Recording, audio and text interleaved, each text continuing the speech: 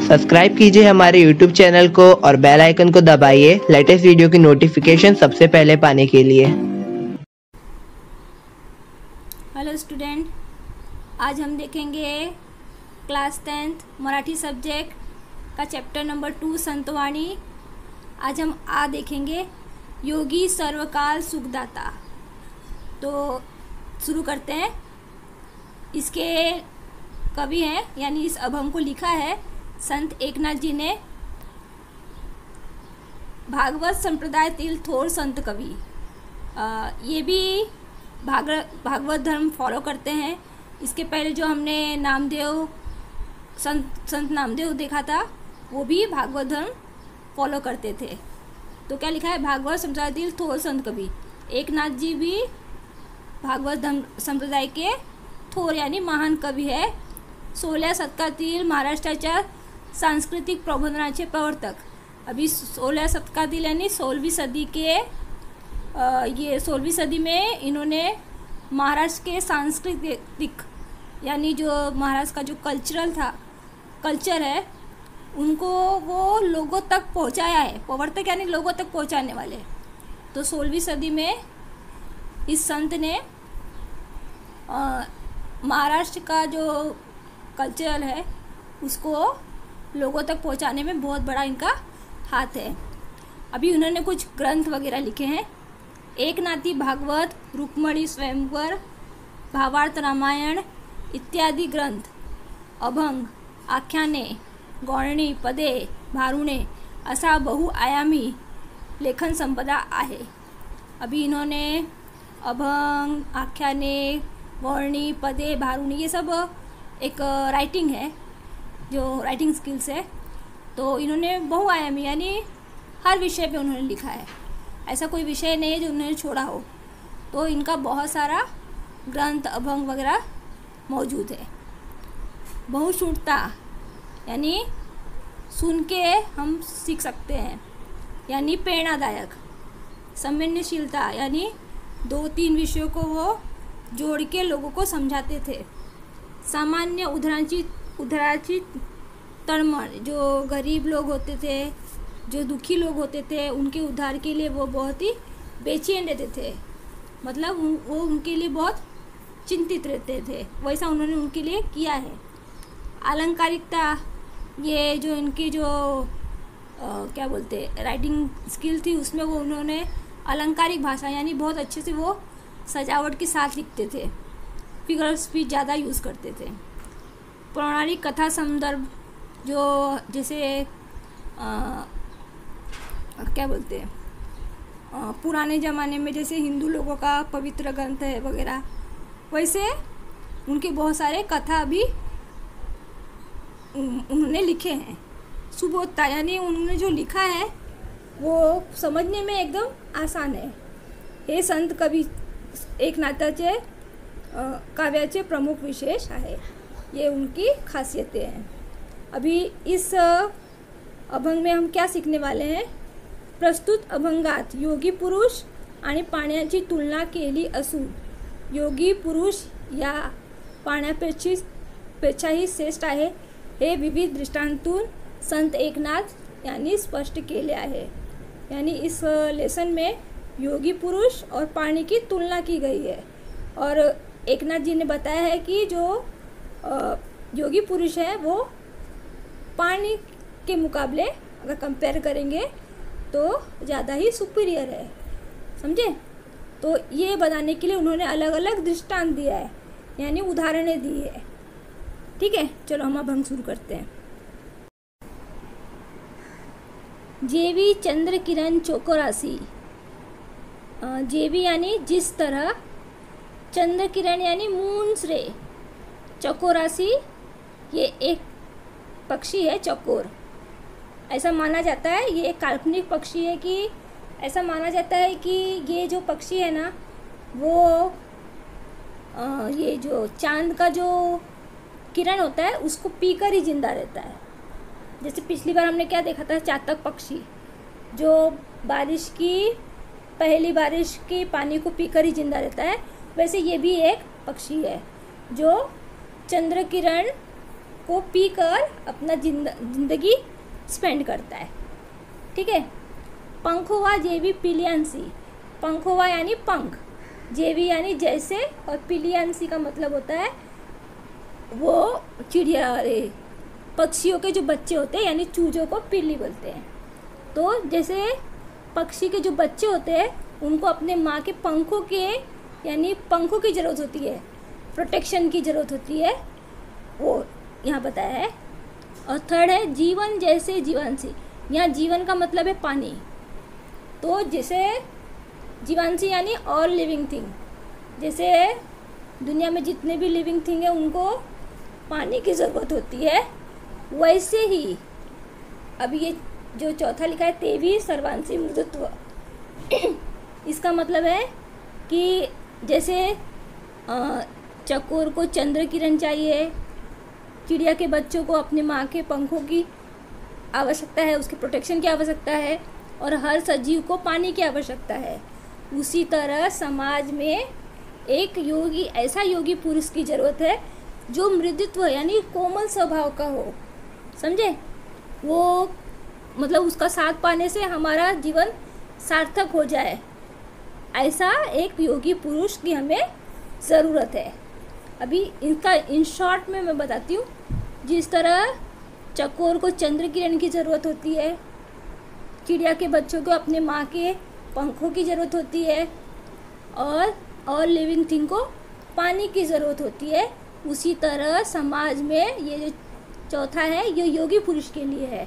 उसी तरह समाज में एक ऐसा योगी पुरुष होना चाहिए जो कोमल स्वभाव का हो, जो बिल्कुल ये चिड़िया के बच्चों की तरह प्रोटेक्ट करता हो, हमें अपनी बातों से हमारा जीवन सार्थक कर सके, जिसके साथ रहने से हमारा जीवन सार्थक हो जाए, ऐसे योगी पुरुष की हमें ज़रूरत है। अभी आगे, जल वरी वरी छाल छाली मल, योगिया शहबाय करी निर्मल। अभी यहाँ जल यानी पानी, वरी वरी का मतलब होता है बाहर से, छाली छाली का मतलब होता है धोना, मल का मतलब होता है गंदगी। तो इसका मतलब हो गया कि जो पानी है वो क्या करता है, हमारे बाहर के गंदगी को धोता है। जब हम अपने शरीर को धोते हैं तो वो क्या करता है, हमारे बाहर के गंदगी को धोता है।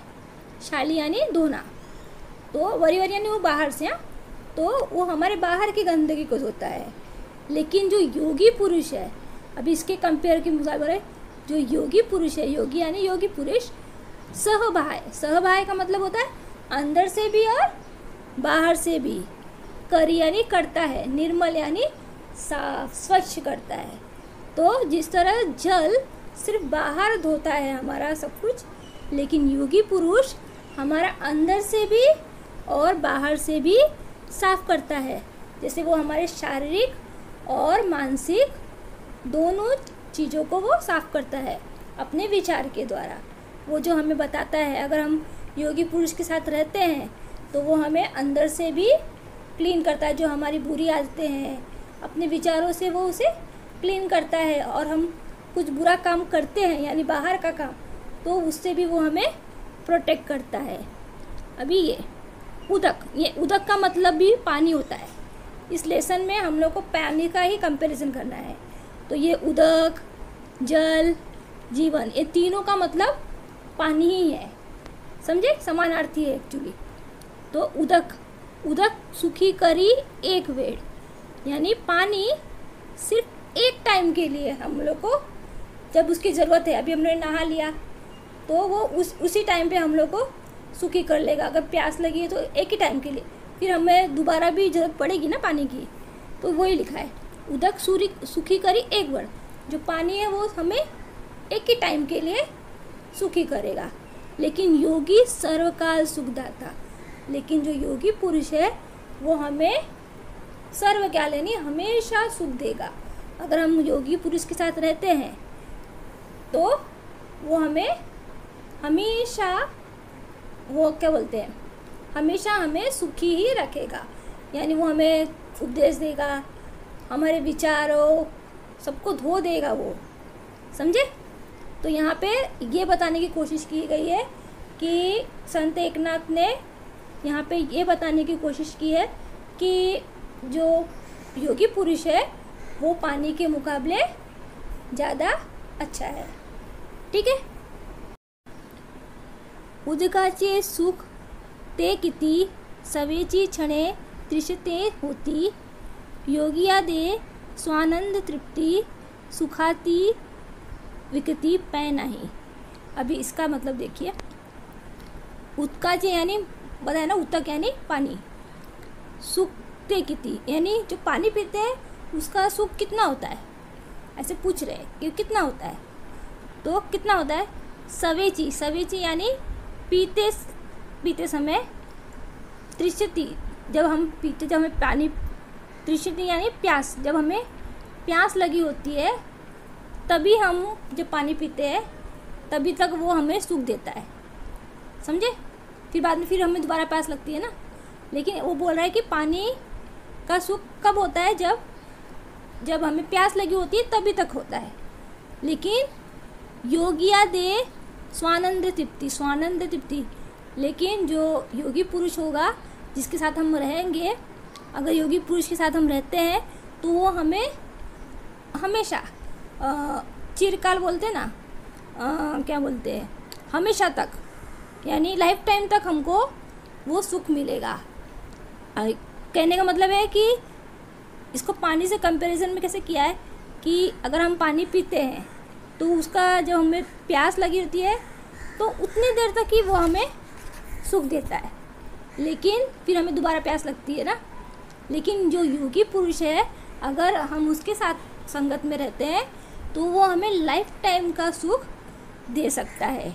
अभी आगे क्या है, सुखाची विकृति पै नहीं, और वो ऐसा सुख है, विकृति, विकृति का मतलब होता है कि वो सुख को कम नहीं हो सकता, वो सुख कम नहीं हो सकता, नष्ट नहीं हो सकता है, समझा।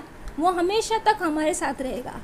तो ऐसा कहा गया है कि हम देखेंगे, पै नहीं ऐसा बोला है कि अभी हम देखेंगे कि उस सुख का कोई मुकाबला ही नहीं है, कमी नहीं हो सकता है, वो हमेशा लाइफ टाइम का सुख रहेगा। तो अभी इसको शॉर्ट में देखते हैं क्या लिखा है। ये उत्काचे सुख ते किती सवेची क्षणे तृषते होती, यानी पानी पीने का सुख होता ही कितना है, जब तक हमें प्यास लगी होती है तब तक। योगिया दे स्वानंद तृप्ति सुखासी विकृति पै नहीं, और लेकिन जो योगी पुरुष के साथ अगर हम रहते हैं तो वो हमें लाइफ टाइम तक सुख देता है, और उसकी जो सुख है वो कभी कम नहीं होता, कभी नष्ट नहीं होता, वो हमेशा तक हमारे साथ रहता है, समझे।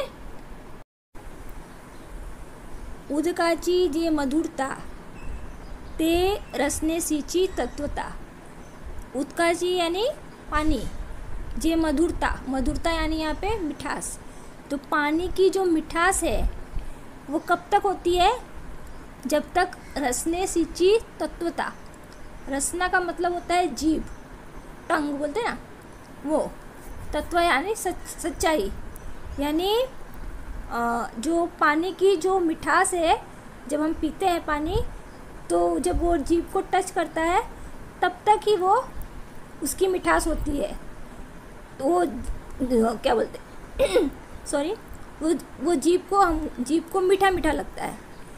लेकिन जब वो जीभ से अपने अंदर जाता है तो उसकी सच्चाई सामने आती है कि बस वो वहीं तक ही हमारे जीभ को तृप्त कर रहा है, वहीं तक ही उसकी मिठास है, फिर उसके बाद वो ख़त्म हो जाता है, यानी वो जीभ तक ही मर्यादित है। लेकिन योगियाचे गुण प्रपाता, लेकिन जो योगी पुरुष होता है अगर हम उसके संगत में रहते हैं तो जो उनकी जो भाषा है, उनकी जो बात है, जो उनके विचार को हम जब अमल करते हैं तो उनकी बात के जो मिठास है उससे अमल करते हैं तो क्या होता है, होय नवविता सवेंद्रिया, तो नवविता यानी संतुष्ट हो जाती है, सवेंद्रिया यानी सब इंद्रिय हमारी। अभी पानी पीने से सिर्फ जीभ को मधुरता गोड़ पर मिलता है। लेकिन जो योगी पुरुष है ना, उससे सब इंद्रिय, हमारे जो सिक्स सेंस है वो पूरे, जितने हमारे सेंसेस सब क्या होते हैं, संतुष्ट हो जाते हैं। यानी हमारे जीवन में क्या बोलते हैं, हमारे मानव के जीवन में जितने भी दुख है वो नष्ट हो जाते हैं। हमारे अंदर जो बुरे विचार है वो, जब हम योगी पुरुष के विचारों को सुनते हैं तो एक हमें आंतरिक समाधान मिलता है। हमें ये जो समाधान मिलता है वो लाइफ टाइम के लिए रहता है। उससे हमारी सब इंद्रियां क्या हो जाती है, तृप्त हो जाती है। समझे? इसको देख लेते हैं। उद्गाची जे मधुरता ते रसनीची चतुरता, इसका मतलब हम लोग शॉर्ट में देख लेते हैं कि जिस तरह पानी पी की जो मधुरता है सिर्फ जीभ तक ही सीमित रहती है, उससे सिर्फ जीभ को ही तृप्ति मिलती है। लेकिन योगी पुरुष के साथ में रहने से उसके विचार, उसकी भाषा को हम जब अपने अंदर हम उसको सीखते हैं, सुनते हैं, तो हमारी सब इंद्रियां तृप्त हो जाती है। ठीक है। मेघ मुखे अर्ध पठन उद्गाची देखोनी जान, अर्ध पाते नियुति जन अन्नदान सकासी। अब इसमें मेघ का मतलब है बादल, मुख यानी बादल का मुंह, अर्धपतन यानी नीचे आना, बादल के मुंह से पानी नीचे आना, बोलते हैं ना, आकाश से पानी बरसना, इसका ये मतलब है। उदगाचे देखूनी जान, उदक का मतलब है पानी, देखूनी यानी देखना, जान यानी समझना। अब इसका मतलब क्या हुआ कि जब लोग देखते हैं कि आसमान से पानी उदक नीचे आया, जब लोगों ने ये देखा और ये जाना तो क्या हुआ, अर्ध पाते नियुति जन, जब वो पानी नीचे आया तो नियुति जन, नियुति का मतलब होता है खुश हो जाना, जन यानी लोग, तो लोग खुश हो गए। जब आसमान से पानी बरसा तो ये देख के लोग खुश हो गए। क्यों खुश हो गए? अन्नदान सकाळसी, क्योंकि अभी जब पानी बरसेगा तो लोगों को अन्न मिलेगा। उनके क्या बोलते हैं, फार्मर लोग बहुत खुश हो जाते हैं कि उनके जो खेत है उनमें पानी बरसेगा तो अन्न उगेगा, अन्न उगेगा तो उनके जो खाने के लिए जो अन्न चाहिए वो उन्हें मिलेगा। तो इस तरह उन लोगों की भूख चली जाएगी और उनका जीवन क्या हो जाएगा, आसान हो जाएगा, सुलभ हो जाएगा। तो ये इसमें पैराग्राफ में बताने की कोशिश कर रहे हैं कि सिर्फ पानी आकाश से जब ज़मीन पे गिरता है तो सबको कितना फ़ायदा होता है। क्यों फ़ायदा होता है? क्योंकि उन्हें अन्न मिल रहा है ना। अभी वही उदाहरण आगे देके बोल रहे हैं, उसी तरह तैसे योगियासी खालू ये ते यह लोकी जन्म पावणे, जन नवमी श्रवण कीर्तने निज ज्ञाने उधोतरी। अभी इसका क्या मतलब हुआ? इसका मतलब हुआ कि जैसे ये जो पानी जो ज़मीन पे आकाश से ज़मीन में आ रहा है ना, उसी तरह जैसे योगी पुरुष खालू यानी या योगी पुरुष भी जब नीचे आते हैं, ऐसा माना जाता है ना कि भगवान कुछ महान पुरुष को नीचे भेजते हैं ताकि जो दुखी है उन लोगों की मदद कर सके। तो योगी वही लोग हैं, महान लोग हैं। तो वैसे ही जिस तरह पानी नीचे आता है तो लोग खुश हो जाते हैं, उन लोग की भूख चली जाती है, उनका जीवन आसान होता है। उसी तरह जब योगी नीचे आते हैं यानी जन्म लेते हैं, यह लोकी जन्म पावनी, यानी जब वो इस धरती पर, यह लोकी यानी पृथ्वी पर, इस पृथ्वी पर जब वो जन्म लेते हैं तो जन नवमी श्रवण कीर्तने, तो लोग, जन यानी लोग, नवमी का मतलब है संतुष्ट हो जाते हैं। क्या सुनकर? श्रवण कीर्तने, श्रवण कीर्तने यानी भजन। जो योगी लोग अपने विचार बताते हैं, भजन करते हैं, वो सुन के लोग संतुष्ट हो जाते हैं। समझे? क्यों? निज ज्ञाने उधरी, तो उन्हें निज ज्ञान यानी उनको स्वयं का ज्ञान हो जाता है, आत्मज्ञान हो जाता है, जिससे उधरतरी यानी उससे उनका कल्याण होता है, यानी उनका उद्धार होता है। तो यहाँ पे ये बताने की कोशिश की गई है कि जिस तरह सिर्फ पानी के ज़मीन पर आने से लोगों को इतना फ़ायदा होता है, उनका जीवन आसान हो जाता है, उससे भी ज़्यादा फ़ायदा किसके आने से होता है? योगी पुरुष जब इस पृथ्वी पर जन्म लेते हैं तो उनको ज़्यादा फ़ायदा होता है। कैसे? कि जब वो जन्म लेते हैं तो वो लोगों के कल्याण के लिए काम करते हैं। उनके जो कीर्तन है, जो उनकी कथा है, जो उनके विचार है, वो लोगों को संतुष्ट करते हैं, उनको आत्मज्ञान देते हैं, जिससे उनका उद्धार होता है। तो इस तरह पानी का उदाहरण देके संत एकनाथ हमें ये बता रहे हैं कि पानी से ज़्यादा श्रेष्ठ कौन है? योगी पुरुष। ठीक है।